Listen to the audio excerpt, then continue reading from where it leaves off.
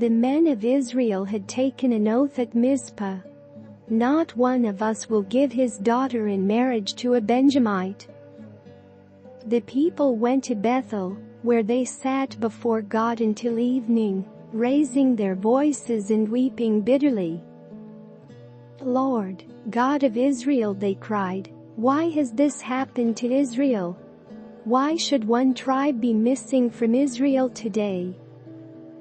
Early the next day the people built an altar and presented burnt offerings and fellowship offerings.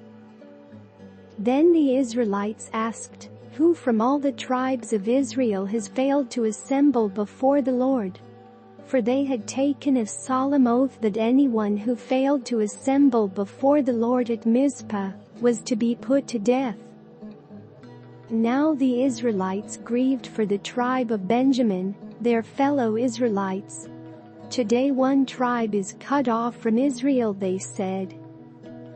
"How can we provide wives for those who are left, since we have taken an oath by the Lord not to give them any of our daughters in marriage?" Then they asked, "Which one of the tribes of Israel failed to assemble before the Lord at Mizpah?" They discovered that no one from Jabesh Gilead had come to the camp for the assembly. For when they counted the people, they found that none of the people of Jabesh Gilead were there. So the assembly sent 12,000 fighting men with instructions to go to Jabesh Gilead and put to the sword those living there, including the women and children.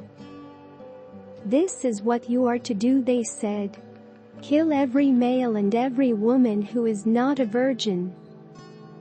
They found among the people living in Jabesh Gilead 400 young women who had never slept with a man, and they took them to the camp at Shiloh in Canaan. Then the whole assembly sent an offer of peace to the Benjamites at the rock of Rimmon. So the Benjamites returned at that time and were given the women of Jabesh Gilead who had been spared. But there were not enough for all of them. The people grieved for Benjamin, because the Lord had made a gap in the tribes of Israel. And the elders of the assembly said, "With the women of Benjamin destroyed, how shall we provide wives for the men who are left? The Benjamite survivors must have heirs," they said, "so that a tribe of Israel will not be wiped out. We can't give them our daughters as wives, since we Israelites have taken this oath. Cursed be anyone who gives a wife to a Benjamite. But look, there is the annual festival of the Lord in Shiloh, which lies north of Bethel, east of the road that goes from Bethel to Shechem, and south of Lebonah." So they instructed the Benjamites, saying, "Go and hide in the vineyards and watch. When the young women of Shiloh come out to join in the dancing, rush from the vineyards, and each of you sees one of them to be your wife. Then return to the land of Benjamin. When their fathers or brothers complain to us, we will say to them, 'Do us the favor of helping them, because we did not get wives for them during the war.' You will not be guilty of breaking your oath because you did not give your daughters to them." So that is what the Benjamites did. While the young women were dancing, each man caught one and carried her off to be his wife.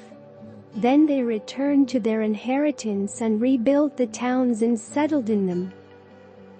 At that time the Israelites left that place and went home to their tribes and clans, each to his own inheritance. In those days Israel had no king, everyone did as they saw fit.